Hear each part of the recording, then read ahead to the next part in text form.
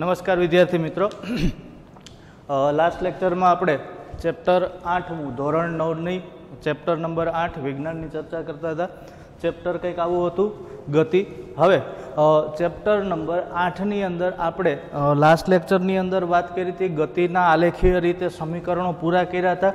3 પ્રકારના સમીકરણો જોયા હતા. વેગ સમયના સંબંધનું સમીકરણ, બીજું જોયું તો અંતર અથવા તો સ્થાન સમયના સંબંધનું સમીકરણ, અને ત્રીજું જોયું તો સ્થાન વેગ કે અંતરવેગનું સમીકરણ. એના પછી આ જ સમીકરણનો ઉપયોગ કરી એક દાખલો પણ સોલ્વ કર્યો હતો.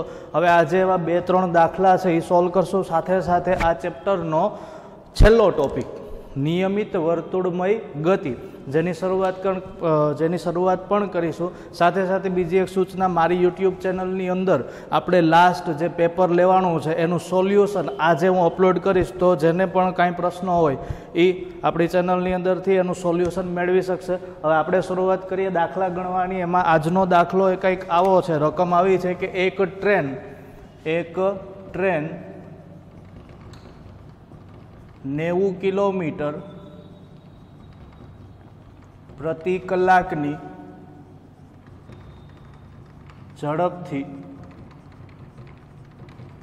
ગતિ કરી રહી છે.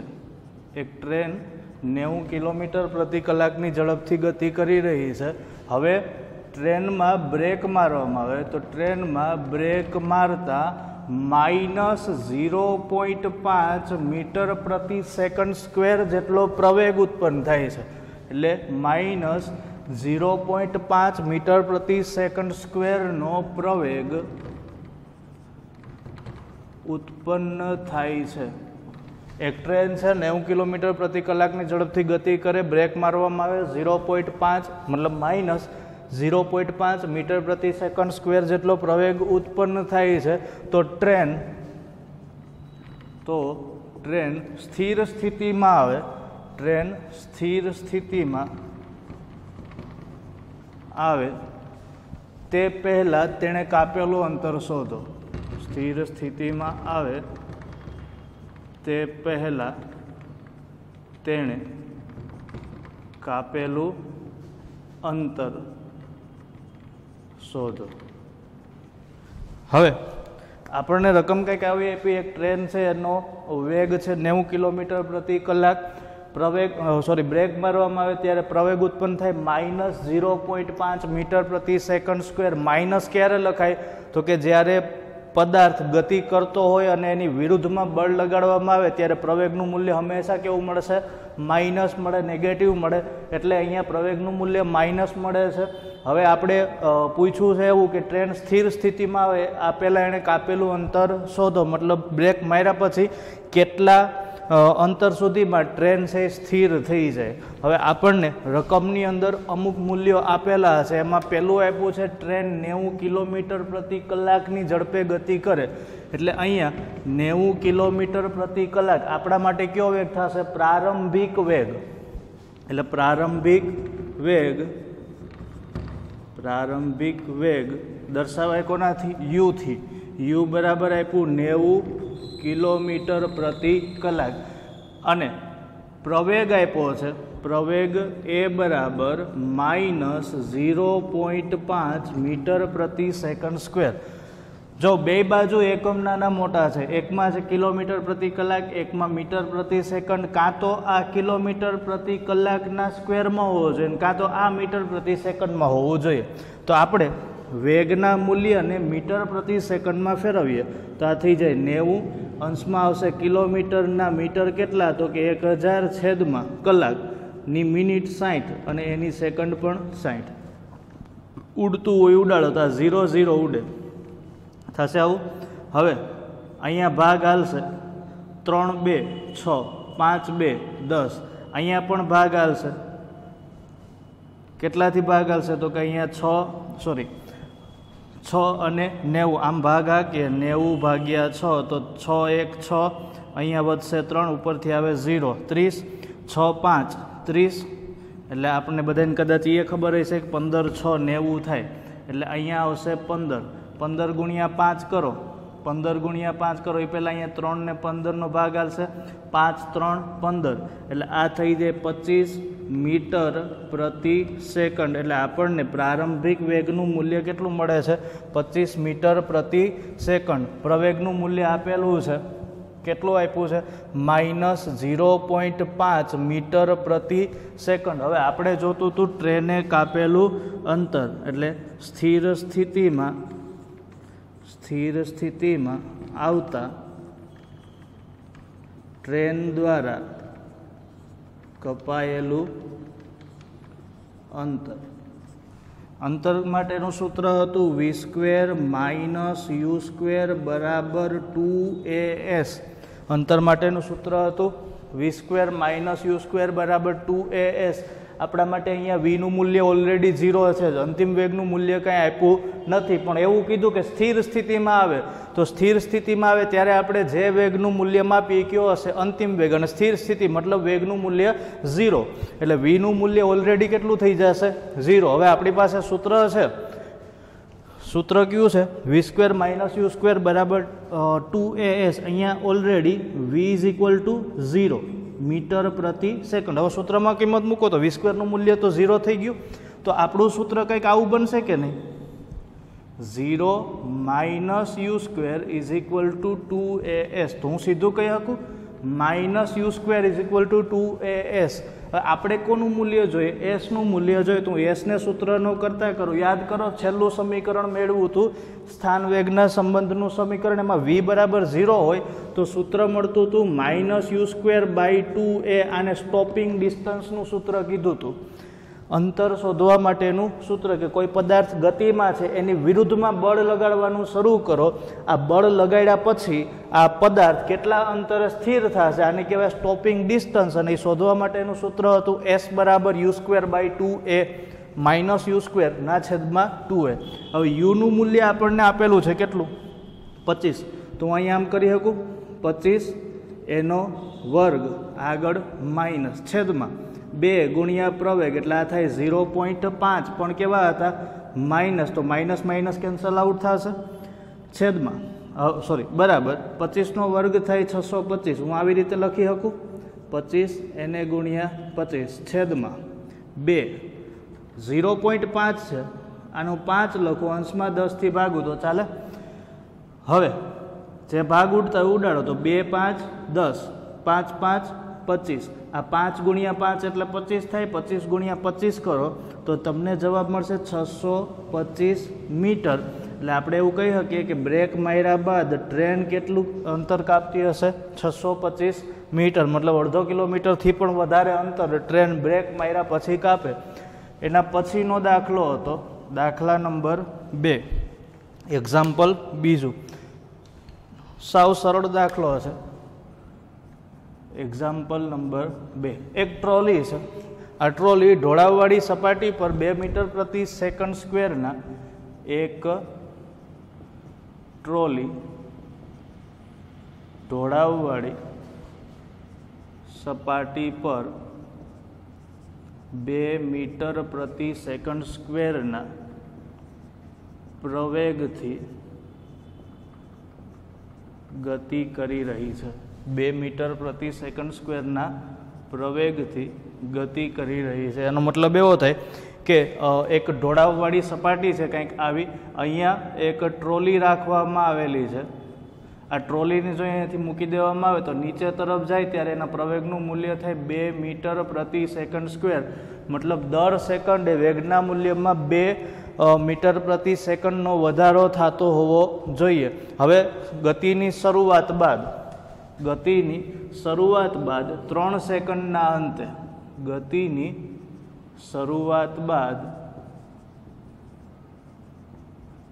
3 સેકન્ડના અંતે આપણે કોનું મૂલ્ય ગોતવાનું છે વેગનું મૂલ્ય ગોતવાનું છે. એટલે ગતિની શરૂઆત બાદ 3 સેકન્ડના અંતે તેનો વેગ કેટલો હશે. ગતિની શરૂઆત બાદ 3 સેકન્ડના અંતે તેનો વેગ કેટલો હશે. એટલે રકમ કંઈક આવી આપેલી છે એક ટ્રોલી છે ઢોળાવવાળી સપાટી, મતલબ ઉપરથી કઈ તરફ નીચે તરફ ઢોળાવશે તો જ વેગમાં વધારો થાય ને તો જ પ્રવેગમાં વધારો થયો એવું કહી શકાય. એટલે અહીંયા પ્રવેગનું મૂલ્ય આપણને આપેલું છે એ ઇઝ ઇક્વલ ટુ 2 મીટર પ્રતિ second square, 2 metre second inverse square.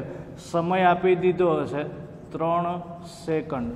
અહીંયા આપણને વીનું મૂલ્ય કે યુનું મૂલ્ય કાંઈ આપેલું નથી અને ગોતવાનું શું છે તો કે વી તો ગોતવાનો છે, યુનું મૂલ્ય કાંઈ આપેલું નથી. હવે 3 સમીકરણો હતા, વી બરાબર યુ પ્લસ એટી, આ સિવાયનું એક સમીકરણ હતું S is equal to UT plus 1/2 AT square, અને ત્રીજું સમીકરણ હતું V square minus U square is equal to 2s. તો આ 3માંથી કયું સમીકરણ લાગુ પાડી શકાય કે જેથી કરીને આપણે સરળતાથી દાખલાનો જવાબ મળે. આપણે પહેલાં તો એ જોવું પડે કે ગોતવાનું શું કીધું, તો અંતિમ વેગનું મૂલ્ય ગોતવાનું કીધું. ક્યારનો અંતિમ વેગ, તો કે ત્રીજી સેકન્ડે જ્યારે અવલોકન કરવામાં આવે ત્યારે પદાર્થના વેગનું મૂલ્ય કેટલું છે એ આપણે ગોતવાનું છે. વી માટેનું જ સીધું સમીકરણ હતું V is equal to U plus AT. V માટેનું સીધું સમીકરણ હતું V is equal to U plus AT. આપણે બધાને ખબર છે અહીંયા પ્રારંભિક વેગ U is equal to 0 metre પ્રતિ સેકન્ડ થશે, કારણ કે કીધું નથી એટલે કેટલું હશે 0. એટલે હું સીધું વેગ સમયના સંબંધના સમીકરણ પરથી, વેગ સમયના સંબંધનું સમીકરણ તો V is equal to U plus AT હતું. આવું કંઈ અહીંયા વી બરાબર યુનું મૂલ્ય ઓલરેડી 0 પ્લસ એનું મૂલ્ય કેટલું હતું 2, એને ગુણ્યા ટીનું મૂલ્ય હતું 3. હવે આ થઈ જાય 2 ગુણ્યા 3 6 પ્લસ 0 એટલે 6 મીટર પ્રતિ સેકન્ડ. એટલે 3 સેકન્ડ પછી પદાર્થનો વેગ અથવા તો ટ્રોલીનો વેગ કેટલો હશે 3 મીટર પ્રતિ સેકન્ડ. ખાસ ધ્યાન રાખવું એકમનું. જો અહીંયા કદાચ ઘણાને પ્રશ્ન થાય તો હું તમને કહી દઉં, આ 2 કોનું મૂલ્ય હતું પ્રવેગનું મૂલ્ય, એટલે હું આવું કહી શકું આ 2 મીટર પ્રતિ સેકન્ડ સ્ક્વેર. જો અહીંયા આવું લખેલું છે એ ઇઝ ઇક્વલ ટુ 2 મીટર પ્રતિ સેકન્ડ સ્ક્વેર, એને ગુણ્યા ટી હતું સમયનું મૂલ્ય. સમયનું મૂલ્ય કેટલું હતું 3 સેકન્ડ. સેકન્ડની એ કંઈ ઘાત નથી, એનો મતલબ એવો થાય કે એકડો તો ફ્રીમાં હોય જ, એક ઘાત તો હોય જ. બંનેનો ગુણાકાર કરો, બંનેનો ગુણાકાર કરો તો 2 તેરી 6, આ બધાને ખબર છે. આપણે જોતા હતા એકમના મૂલ્ય કે ભાઈ મીટર પ્રતિ સેકન્ડ શું કામ આવ્યું, તો મીટર પ્રતિ સેકન્ડ સ્ક્વેર એને ગુણ્યા સેકન્ડ છે અને સેકન્ડની કેટલી ઘાત છે 1 ઘાત. સામેના એકમમાં મીટર છે તો કે નથી, તો ઠપકારો એમના એમ, આ મીટર એમનું એમ. સામેના એકમમાં સેકન્ડ છે તો કે આ છે, અહીંયા સેકન્ડ છે તો કે આ છે. તો બેયનો આધાર કેવો થશે સમાન, કયો સેકન્ડ. ઘાત કેવી તો કે વિરુદ્ધ છે, આમ જોવું તો વિરુદ્ધ. વિરુદ્ધ એટલે શું કામ વિરુદ્ધ, તો કે અહીંયા માઇનસ અહીંયા પ્લસ છે. આધાર સમાન હોય તો ઘાતનો સરવાળો થાય, એટલે સેકન્ડ માઇનસ સ્ક્વેર પ્લસ 1, આધાર સમાન ઘાતનો સરવાળો, નિશાની એમની એમ લખવાની. -2 પ્લસ 1, તો -2 પ્લસ 1 કરો તો જવાબ મળે -1, મોટા પદની નિશાની રહે. અને એટલા માટે અહીંયા એકમ કયો મળી જાય મીટર પ્રતિ સેકન્ડ. ભાન પડે હોય. એટલે ખાસ ધ્યાન રાખવું કે આપણે કઈ રાશિનું મૂલ્ય શોધીએ અને એનો એકમ કયો છે. એટલા માટે જ આ દાખલાની અંદર આપણે કિલોમીટર પ્રતિ કલાકને શેમાં ફેરવી દીધા હતા, મીટર પ્રતિ સેકન્ડમાં. એના પછીનો હજી એક દાખલો છે. દાખલો કંઈક આવો છે કે એક રેસિંગ કાર છે, એક્ઝામ્પલ નંબર 3. એક રેસિંગ કારનો પ્રવેગ આપેલો છે તમને, એટલે કંઈક રકમમાં આવું છે. એક રેસિંગ કારનો અચળ પ્રવેગ 4 મીટર પ્રતિ સેકન્ડ સ્ક્વેર. રેસિંગ કારનો અચળ પ્રવેગ 4 મીટર પ્રતિ સેકન્ડ સ્ક્વેર. આનો મતલબ એવો થાય કે રેસિંગ કારના વેગમાં દર સેકન્ડે 4 મીટર પ્રતિ સેકન્ડ જેટલો વધારો થતો હશે. હવે ગતિની શરૂઆત બાદ જેટલો છે, ગતિની શરૂઆત બાદ 10 સેકન્ડના અંતે, ગતિની શરૂઆત બાદ 10 સેકન્ડના અંતે તેમણે કાપેલું અંતર શોધવાનું છે. તેમણે કાપેલું અંતર શોધો. સૌથી પહેલાં તો આપણને ખબર હોવી જોઈએ કે દાખલાની અંદર પૂછેલું શું છે, તો કે અંતર. તો ફટાફટ એક સૂત્ર યાદ આવવું જોઈએ. કયું સૂત્ર? તો કે સ્થાન સમયના સંબંધનું સમીકરણ અથવા તો અંતર સમયના સંબંધનું સમીકરણ. શું હતું? તો કે s બરાબર ut plus 1/2 at square. s બરાબર ut પ્લસ 1/2 at સ્ક્વેર. હવે આપણને એવું કીધું કે શરૂઆત બાદ 10 સેકન્ડના અંતે કાપેલું અંતર શોધવાનું છે. સૌથી પહેલાં તો રકમની અંદર કઈ કઈ રાશિના મૂલ્ય આપ્યા એ આપણે ખબર હોવી જોઈએ. અચળ પ્રવેગ એટલે અહીંયા પ્રવેગનું મૂલ્ય આપેલું છે. પ્રવેગ એ બરાબર 4 મીટર પ્રતિ સેકન્ડ સ્ક્વેર. આ પ્રવેગનું મૂલ્ય આપેલું છે. બીજું આપેલું છે સમયનું મૂલ્ય ટી બરાબર 10 સેકન્ડ. એટલે અહીંયા કોઈ ફેરવવાની માથાકૂટ રહેતી નથી. સમય સેકન્ડમાં આપ્યો, પ્રવેગ મીટર પ્રતિ સેકન્ડ. આપણે ગોતવાનું છે અંતર. અંતરને આપણે દર્શાવતા હતા એસથી. હવે જો કીધું એવું કે 10 સેકન્ડ પછી કારે કાપેલું અંતર, એટલે આપણે શરૂઆતના વેગનું કાંઈ કામ જ નથી. અને કદાચ પ્રારંભિક વેગ શોધવાનું કહે તો રેસિંગ કાર છે 10 સેકન્ડ પહેલાં ચાલુ થઈ, એટલે બહુ નાનો સમય થયો. 10 સેકન્ડ પહેલાં જો ચાલુ થતી હોય તો અહીંયા પ્રારંભિક વેગનું મૂલ્ય કેટલું? 0. બંધ હોય ને ચાલુ કરી હોય, થોડીક આગળ જાય તો જ આટલો જ પ્રવેગ હોય ને, નહીં તો પ્રવેગ કંઈક વધારે હશે. રેસિંગ કાર છે, પ્રવેગનું મૂલ્ય ખૂબ જ મોટું હોય, પણ 10 સેકન્ડમાં કારનો પ્રવેગ આટલો આપ્યો. એટલે આપણા માટે પ્રારંભિક વેગ યુનું મૂલ્ય કેટલું થઈ જાય? 0 મીટર પ્રતિ સેકન્ડ. હવે 10 સેકન્ડ પછી કારે કાપેલું અંતર. 10 સેકન્ડ બાદ કારે કાપેલું અંતર. અંતર શોધવા માટેનું સૂત્ર હતું s is equal two ut plus 1/2 at square. અંતર શોધવા માટેનું સૂત્ર હતું ut પ્લસ 1/2 at સ્ક્વેર. હવે પ્રારંભિક વેગનું મૂલ્ય કેટલું આપેલું છે? તો કે 0. એટલે 0 એને ગુણ્યા ટી. ટી કેટલો આપ્યો? 10. કોઈ મતલબ રહેતો નથી. 0 ગુણ્યા 10 કરો, 0 થઈ જશે. પ્લસ 1/2 એનું મૂલ્ય કેટલું આપેલું છે? 4 ગુણ્યા ટી સ્ક્વેર એટલે 10નો સ્ક્વેર. કંઈક આવું થશે. હવે અહીંયા 0 ગુણ્યા 10 તો આ તો થઈ જાય 0 પ્લસ 1/2. પહેલાં તો સ્ક્વેર કરી દે તો આ 4 એને ગુણ્યા 10નો સ્ક્વેર થઈ 100. અહીંયા 2 2 4 એટલે 2 થી ભાગ આવશે. હવે આ 0 હતું, આ 1 ગુણ્યા 2 એટલે 2 જ થાય, અને 2 ગુણ્યા 100 એટલે 200, મતલબ 200 મીટર. 10 સેકન્ડ બાદ રેસિંગ કારે કાપેલું અંતર કેટલું હશે? 200 મીટર જેટલું. તો આ કારે 10 સેકન્ડ બાદ કાપેલું અંતર હશે 200 મીટર. એના પછી હજી એક દાખલો હશે. બાળકો આ પ્રશ્ન અથવા તો દાખલાના સોલ્યુશન માટે, એમાં ખાસ કરીને ગતિના દાખલાના સોલ્યુશન માટે આપણને સૂત્ર મતલબ આલેખીય રીતે ગતિના જે સમીકરણો છે એ કડકડાટ આવડતા હોવા જોઈએ. સાથે સાથે સૂત્ર તારવતા પણ આવડતા હોવા જોઈએ. કારણ કે અમુક દાખલાની અંદર સીધો સૂત્રનો ઉપયોગ ન કરો અને ચતુષ્કોણને તમને ખબર હોય તો સૂત્રો વિશેની આપણે માહિતી મેળવી, એના ઉપરથી પણ સીધા દાખલાના અમુક સોલ્યુશન મળી જાય. હવે એના પછીનો એક દાખલો છે, એક્ઝામ્પલ નંબર 4. સારો દાખલો છે, ખાસ સમજવા જેવો. દાખલો કંઈક આવો છે. એક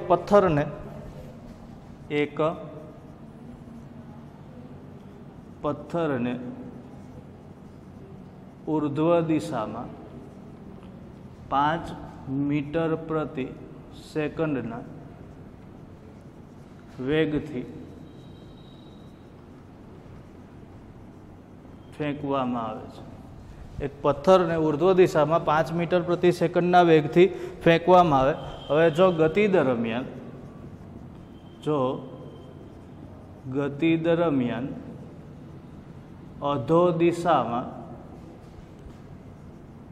પથ્થરનો પ્રવેગ 10 મીટર પ્રતિ સેકન્ડ સ્ક્વેર હોય, અધો દિશામાં પથ્થરનો પ્રવેગ 10 મીટર પ્રતિ સેકન્ડ સ્ક્વેર હોય, તો પથ્થરે કાપેલું અંતર અને તે માટે લીધેલો સમય શોધવાનો છે.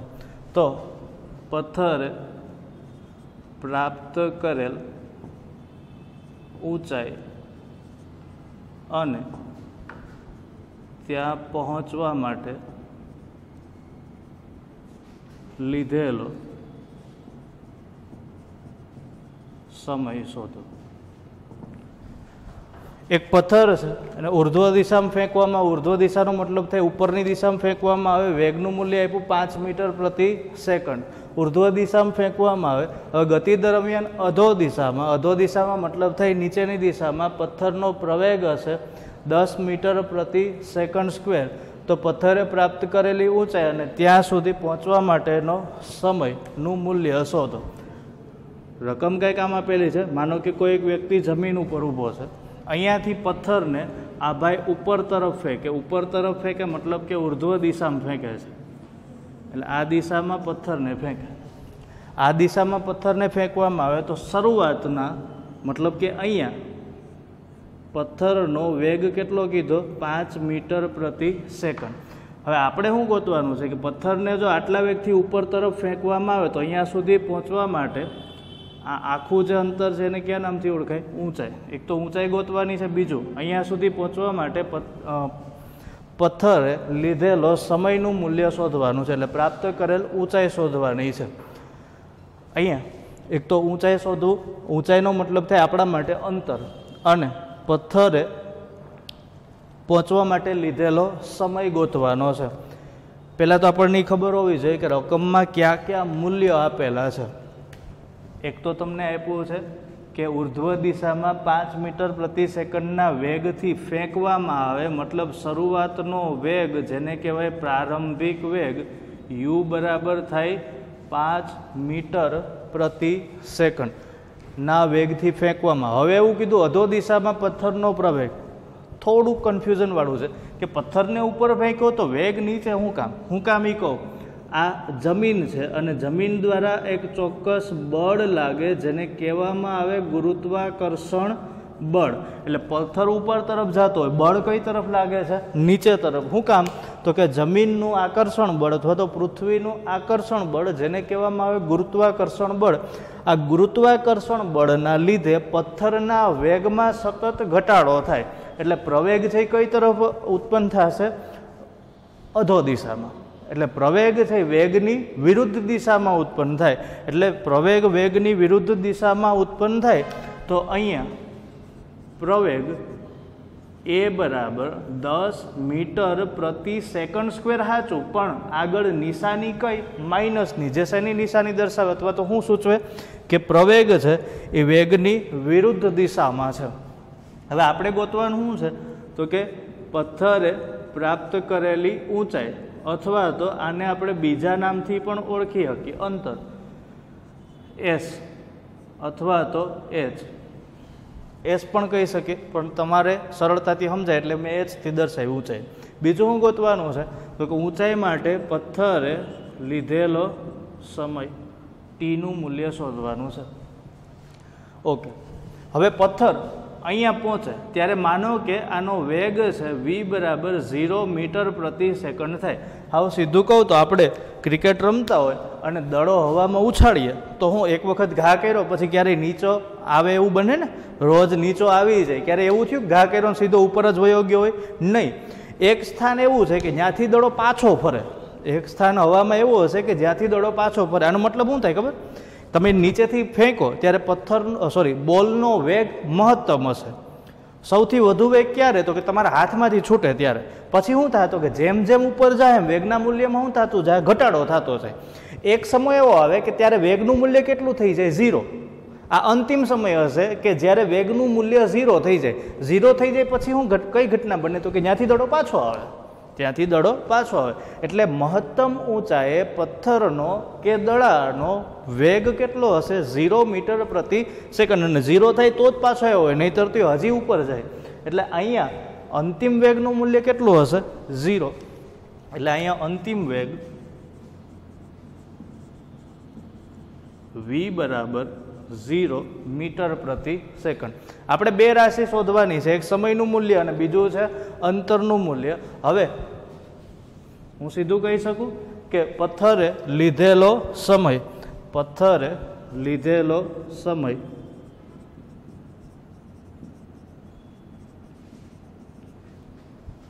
એક સૂત્ર હતું v બરાબર u પ્લસ at, v બરાબર u plus at. u plus એટીમાં v બરાબર તો ઓલરેડી 0 જ છે, એટલે 0 બરાબર u પ્લસ એટી આવું થઈ શકે, 0 બરાબર u પ્લસ એટી. હવે જો બીજી એક વાત કહું, અહીંયા આપણા માટે પ્રવેગનું મૂલ્ય કેવું છે, પોઝિટિવ કે નેગેટિવ? નેગેટિવ છે. મતલબ એવો થાય કે આ પ્રવેગનું મૂલ્ય નેગેટિવ હોય તો આ સીધું આવું બની જાય, 0 બરાબર u માઇનસ એટી. યુનું મૂલ્ય આપેલું, એનું મૂલ્ય આપેલું, આપણે કોનું મૂલ્ય જોઈએ? ટીનું મૂલ્ય જોઈએ. તો ટી બરાબર યુ એના છેદમાં એ, આવું લખી શકાય? લખી શકાય. તો આ કઈ રીતે સૂત્ર મળી પહેલાં સમજી લેજો. યુ બરાબર થઈ જશે એ ટી. હવે ટી બરાબર આ એ ટી બરાબરની પહેલી સાઈડ જાય તો માઇનસ હોય તો પ્લસ થઈ જાય, એટલે મેં સીધું પ્લસ લખ્યું. તો ટી બરાબર થઈ જાય યુના છેદમાં એ. હવે યુના છેદમાં એ, યુનું મૂલ્ય હતું 5, એનું મૂલ્ય હતું કેટલું? તો કે 10. આ થઈ જશે 10, અથવા તો આને માઇનસ રાખો તો એ માઇનસ માઇનસ પ્લસ થશે. તો આ 5ના છેદમાં 10 એટલે 1ના છેદમાં 2 એટલે 0.5. સમય કેટલો? તો કે 0.5 સેકન્ડ જેટલો સમય હશે. પથ્થર મહત્તમ ઊંચાઈ કાપે તો અહીંયા પથ્થર જમીનથી અહીંયા સુધી પહોંચવા માટે સમય કેટલો લે? તો કે 0.5 સેકન્ડ જેટલો, 0.5 સેકન્ડ. હવે આપણે કયું મૂલ્ય જોઈએ? એચનું મૂલ્ય, મતલબ અંતરનું મૂલ્ય જોઈએ. અંતર શોધવા માટેનું સૂત્ર હતું, કયું અંતર શોધવું છે જો બરાબર સમજો. આપણે શું કીધું કે મહત્તમ ઊંચાઈનું મૂલ્ય શોધો. મહત્તમ ઊંચાઈનું મૂલ્ય એટલે ક્યાંથી ક્યાં સુધીનું? અહીંથી શરૂઆત કરીને અહીંયા પહોંચે ત્યાં સુધીનું અંતર. એટલે અહીંયા સુધીનું અંતર ગોતવાનું છે. અહીંયા પદાર્થનો વેગ કેટલો થઈ જાય? 0. v બરાબર 0. એક સૂત્ર તમને કહું, v square minus U square બરાબર 2as. એમાં v બરાબર 0 કરો તો minus U square is equal to 2as થાય. એના ઉપરથી આપણે સ્ટોપિંગ ડિસ્ટન્સનું સૂત્ર મેળવતા હતા. એટલે હું અહીંયા સીધું લખી શકું, પદાર્થે અથવા તો પથ્થરે કાપેલું અંતર, પથ્થરે કાપેલું અંતર v square minus U square is equal to 2as. અહીંયા v બરાબર તો 0 છે એટલે 0 minus U square is equal to 2as. એટલે હું સીધું કહી શકું minus U square is equal to 2as. આપણે મૂલ્ય કોનું જોઈએ? એસનું. તો S is equal to U square, મતલબ minus U square by 2a થશે આવું. હવે યુનું મૂલ્ય કેટલું છે? 5. અહીંયા છેદમાં પ્રવેગનું મૂલ્ય પણ માઇનસ છે, તો માઇનસ માઇનસ કેન્સલ આઉટ થશે. હવે હું સીધું લખું છું, આ 5નો સ્ક્વેર છેદમાં 2 એને ગુણ્યા પ્રવેગનું મૂલ્ય. પ્રવેગનું મૂલ્ય કેટલું છે? 10. મેં પહેલાં માઇનસ માઇનસ કેન્સલ આઉટ કર્યા એટલે અહીંયા માઇનસ કરીને કેન્સલ આઉટ કરવાની કોઈ જરૂર રહેતી નથી. આ થઈ 5નો વર્ગ 25 છેદમાં 2 ગુણ્યા 10 એટલે આ થઈ જશે 20. આ 5 5 25, 5 4 20, 5 ભાગ્યા 4 કરશો જવાબ મળે 1.25 મીટર. મતલબ એવો થાય કે જો પદાર્થને 5 મીટર પ્રતિ સેકન્ડ જેટલા પ્રારંભિક વેગથી ઉર્ધ્વ દિશામાં ફેંકવામાં આવે તો 0.5 સેકન્ડ જેટલા સમયમાં પથ્થરે કાપેલું અંતરનું મૂલ્ય 1.25 મીટર હશે. તો આ આપણા 4 દાખલા હતા ટેક્સ્ટબુકના, જે અહીંયા પૂરા થાય. હવે પછીના લેક્ચરની અંદર નિયમિત વર્તુળમય ગતિ વિશેની ચર્ચા કરશું. Thank you.